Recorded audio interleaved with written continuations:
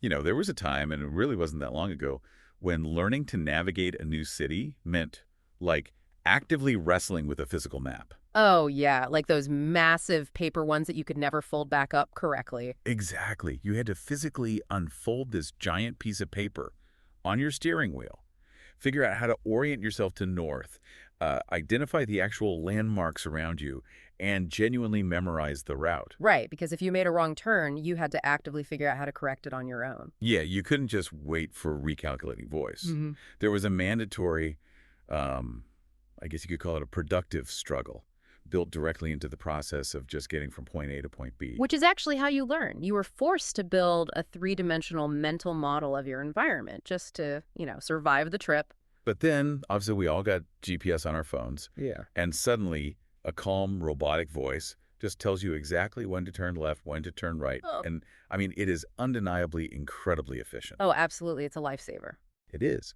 But if your phone battery dies halfway to your destination, you realize pretty quickly that you have absolutely no idea where you are. Like you haven't internalized the map at all. No, you haven't built that mental model. You've entirely offloaded the cognitive work of navigation to a machine. Right. And as a direct result of that, your own internal navigation skills have just atrophied. The tool didn't just help you, it literally replaced a function of your brain. And that tension, that push and pull between incredible digital efficiency and the sort of quiet erosion of our own internal skills, that is exactly what brings us to the focus of today's deep dive. So, welcome to the show. Glad to be here. Today we have a really fascinating mission for you. We are exploring a highly relevant new research paper. It's by Dr. Jonathan H. Westover, and it's titled The Agency Gap in AI-Assisted Higher Education. Which is such a timely piece of research. It really is, because right now, generative AI is everywhere. I mean, it's in university classrooms, it's in study groups, it's deeply embedded in our daily workflows. Yeah, it has fundamentally moved from an experimental novelty, something we just play with on the weekends, to being a routine piece of infrastructure in our lives. Exactly. So the big question for you, the listener, is no longer whether you use AI. Most of us do, whether we explicitly realize it or not. The question is how you use it. Are you using it to learn, or are you using it to avoid learning? Right. Is this technology making us passive consumers, just kind of blindly following the GPS of knowledge? Mm. Or is there a way to use it that actually fosters deep engagement and critical thinking? Okay, let's unpack this, because what Dr. Westover's paper really gets into is, honestly, it's a battle for intellectual ownership when you are working alongside algorithms. Yeah, and to truly grasp the stakes of that battle, we have to recognize that AI is forcing a fundamental paradigm shift in how we understand learning itself. For decades, educational psychology has relied on this concept called distributed cognition. Wait, distributed cognition? You mean like the idea that our brains don't just work in isolation? That's the core of it, yeah. The theory argues that human thinking doesn't just happen inside the isolated skull. Cognition is spread across our environments, our peers, and our tools. Okay, so it's not just a me thing, it's a me and everything around me thing. Exactly. Think about a spider's web. The web isn't just catching food, it's actually part of the spider's cognitive apparatus, sensing vibrations. Oh, wow. Right. For humans, a notebook is an extension of our memory. A calculator is a piece of distributed cognition. So going back to earlier, a physical map is distributed cognition. Yes, absolutely. But AI completely breaks the traditional mold of a tool. How so? Well, traditional tools like calculators or maps, they just sit there waiting for you to use them. They are inert. Generative AI, on the other hand, it talks back. Yeah, it really does. Sometimes a bit too confidently. Exactly. It suggests framings, it produces novel arguments, it mimics human reasoning and conversational cadence. Yeah. We are suddenly in a world where learning theories have to account for a partner that can actively shape our cognitive pathways without us even realizing it. So to figure out if this talking tool is causing cognitive atrophy, we first have to look at the power dynamics in the room. Like, who is actually in charge, the human or the machine? And this brings us right to the core hypothesis of the paper, which is the agency gap. The researchers propose that the impact of AI on your brain isn't about the technology itself, it's about the perceived distance between two very different types of users. Okay, lay it out for us. On one end of the gap, you have students who feel they retain full control, initiative, and decision-making power, when using AI. They have high agency. Right. And then on the other end, you have users who feel passive, dependent, or just driven by the algorithm. They have low agency. It's not a simple binary then. It's not just like you have agency or you don't. It's a sliding scale based on the nature of your interaction with the prompt box. Yeah. What's fascinating here is the concept of human-AI co-agency. Now, the word co-agency might make it sound like a 50-50 partnership, like a buddy cop movie. Right, like equal. But the paper makes it explicitly clear that it absolutely shouldn't be. AI lacks genuine understanding. It lacks intention. And most importantly, it lacks epistemic responsibility. Epistemic responsibility, meaning the AI doesn't actually care if it's telling the truth because it literally doesn't know what truth is. Exactly. It's just predicting the next word in a sequence. It can't be fired or held morally accountable if it hallucinates a fake legal case or like a fake medical fact. Right. The AI provides the raw material, the text, the options, the generative feedback, but the human learner must maintain executive control over the goal setting and the final judgment. If you outsource that final judgment to the machine, you've crossed over into low agency. Which brings us right back to the GPS analogy, right? Yeah. Having high agency with AI is like using a GPS, but you are still actively reading the road signs. You're the pilot. Yes, you're engaged. You might see a sign for a cool landmark and decide to just ignore the algorithm to take a scenic detour because you know you are ultimately in charge of the journey. But low agency AI use is like falling asleep in a self-driving car. You are merely a passenger. You're letting the AI do the epistemic heavy lifting, maybe just copying its outputs verbatim without a single second thought. And the researchers point out that when you are the pilot, the AI functions as a cognitive prosthesis. It amplifies your existing capacity. A prosthesis. I like that. But when you are the passenger, the AI induces cognitive offloading. You succumb to automation bias. Let's pause on automation bias for a second. What is actually happening in our heads when that kicks in? Well, the human brain is incredibly greedy for energy, so it has evolved to be a calorie-saving organ. It loves heuristics or mental shortcuts. We're naturally a little lazy. Essentially, yes.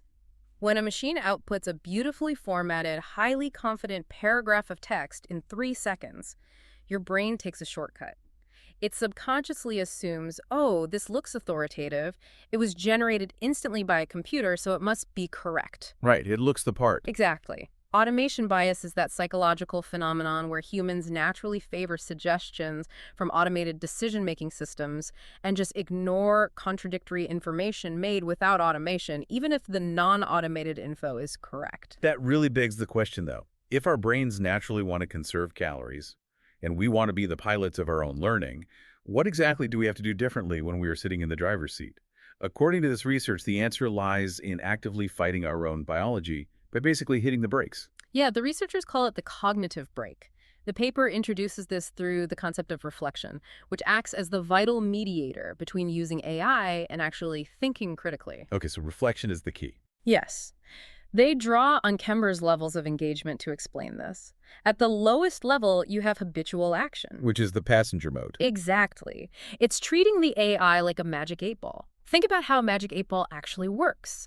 You have a vague question, you shake it, a random answer floats to the surface, and you accept it without knowing how it got there. Right, you're not questioning the fluid inside the 8-ball. No, there is no thought process involved. In the context of AI, this is a prompt and paste mentality. You ask a question, you accept the first output, and you move on. Routine, unreflective application. And then at the highest level, you have what Kember calls critical reflection. Yes, this is the deep interrogation of assumptions.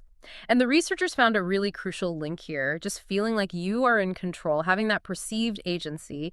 It doesn't magically cause critical thinking on its own. It works through reflective engagement. Okay, so agency alone isn't enough. No. Reflection is the mandatory bridge. You have to force a pause, evaluate the ideas, consider alternative perspectives, and consciously integrate the AI's output with your existing knowledge base.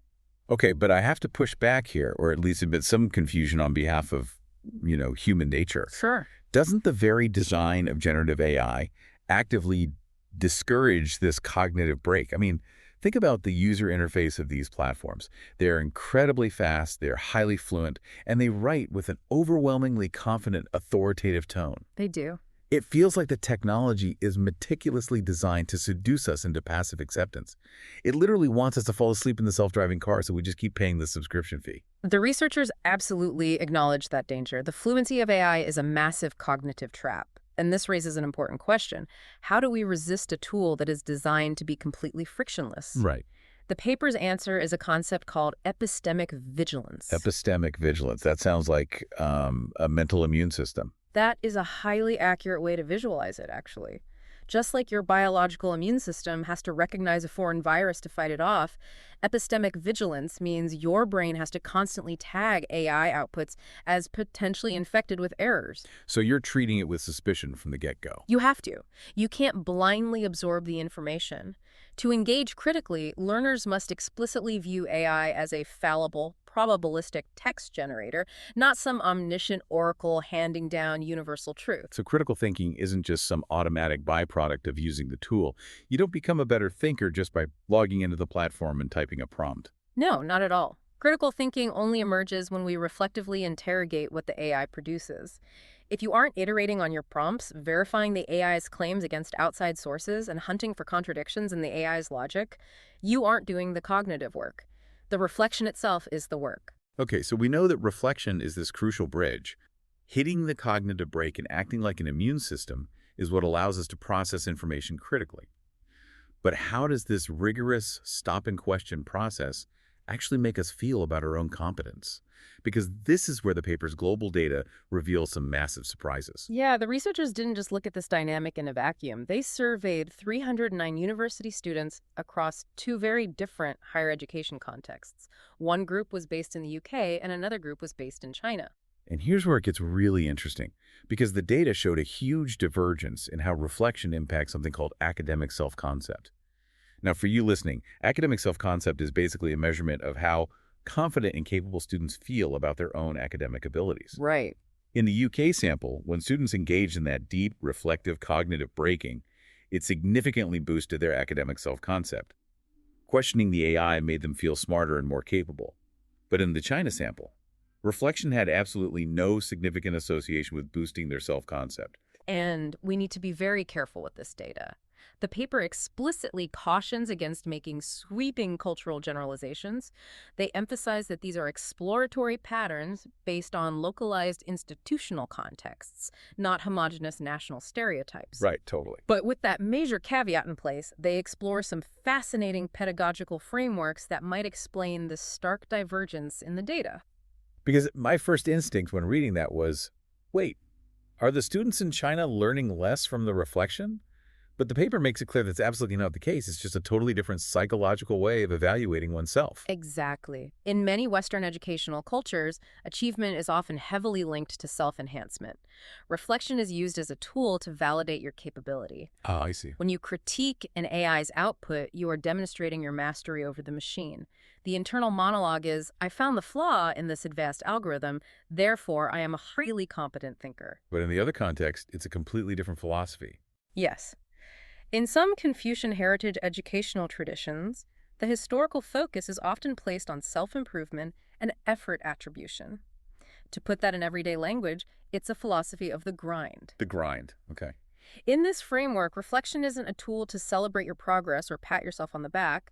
It's a diagnostic tool used to identify your own gaps, locate your inadequacies, and find areas for future growth. So it's not a lack of learning, it's just a completely different interpretive script. Right. I mean, if I am using reflection specifically to hunt for my own blind spots, it makes perfect sense that it wouldn't immediately spike my feelings of academic supremacy. Right. I'm actively reminding myself of how much more I have to learn. Yeah. Finding a flaw just means I need to study harder. And there are other systemic factors at play in the data, too. The paper notes the impact of modesty bias. In certain cultures, students might purposefully understate their abilities on a survey because self-promotion is socially discouraged. Or reference group effects. I mean, if you are in a brutally competitive academic environment where everyone around you is a literal genius, your self-concept might be lower simply because your baseline for comparison is so incredibly high. Yes. You might be brilliant, but compared to your study group, you feel average. Exactly. And the ultimate takeaway from this data isn't about which group is right or wrong. It's that the psychological outcomes of using AI deeply depend on the cultural and institutional water we are swimming in. The tool does not exist in a vacuum. Now, if cultural background completely rewires how we measure our own success, it makes me wonder if it also changes the starting line. Like, do these different groups even begin interacting with AI the same way? The data uncovered a sort of gatekeeper effect that addresses exactly this. Yeah, the researchers looked at AI literacy as a potential moderator for agency. Now, AI literacy encompasses a few things: your technical competence, like do you actually know how the prompt engineering works, as well as your ethical awareness and your evaluative capacity. Like knowing if it hallucinated. Right. Do you know its limitations regarding data privacy or hallucination rates? And the two groups showed two completely contrasting paths to achieving that high agency we talked about earlier.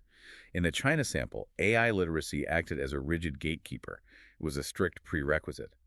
Students needed to feel technically confident they needed high AI literacy before they felt authorized to exercise agency, take control, and engage reflectively with the tool.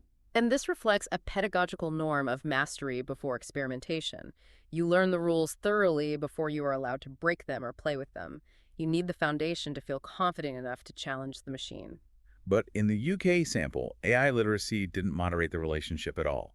It didn't act as a gatekeeper in the slightest.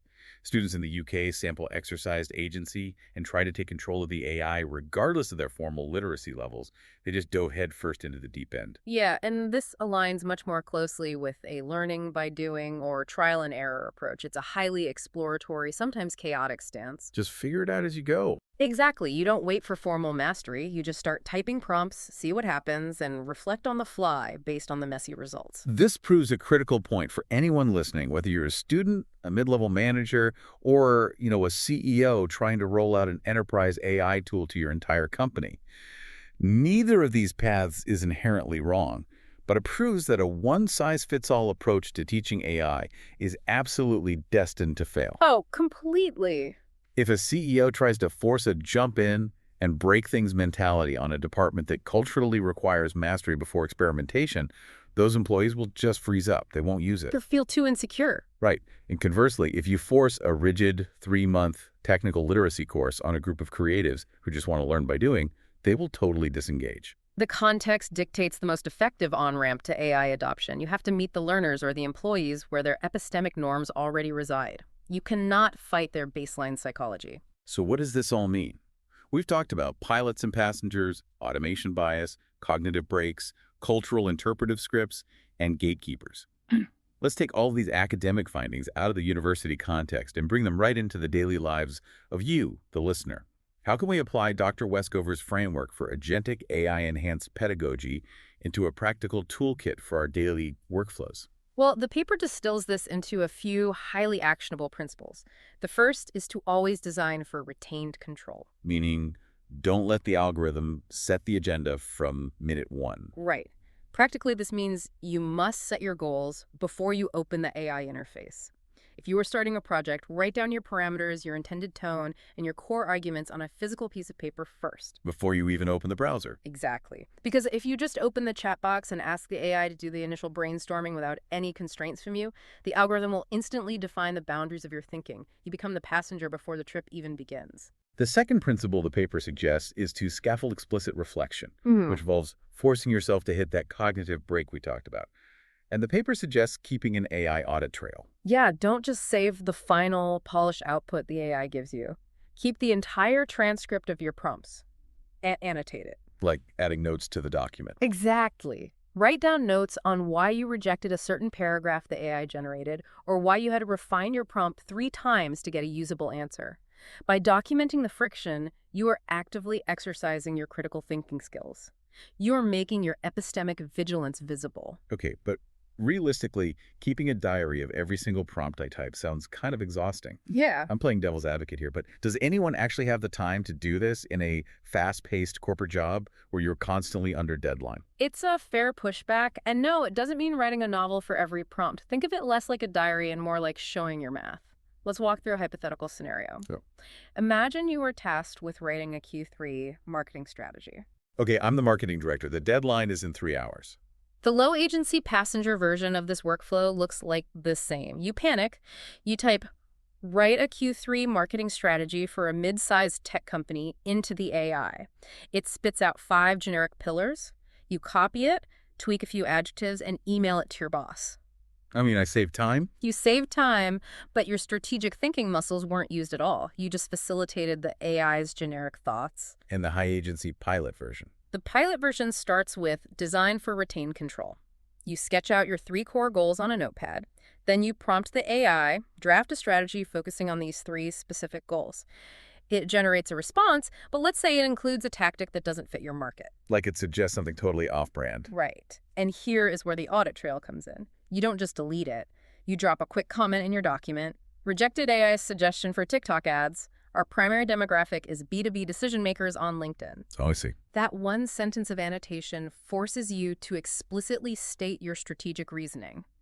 It takes 10 seconds, but it forces your brain into critical reflection. If I have to explain to myself why the AI's first draft was bad, I'm actively evaluating it, not just passively consuming it. I'm building the mental map. And that leads right into the final practical takeaway, which is to value process over product. Yes. In an age where AI can instantly generate a flawless-looking product, a beautifully formatted report, a persuasive essay, a complex block of code, the product itself is no longer the sole indicator of competence. You need to shift how you measure value. Because anyone can generate a good-looking product now. Exactly. Stop measuring success by how fast you or your team can retrieve and format information. Start measuring success by how well you can synthesize, contextualize, and verify the claims the AI is making. It's the difference between asking your team, did we get the report done by 5 p.m., and asking, do we actually understand the strategic implications of what this report says, or did the computer just write it for us? The distinctly human value moving forward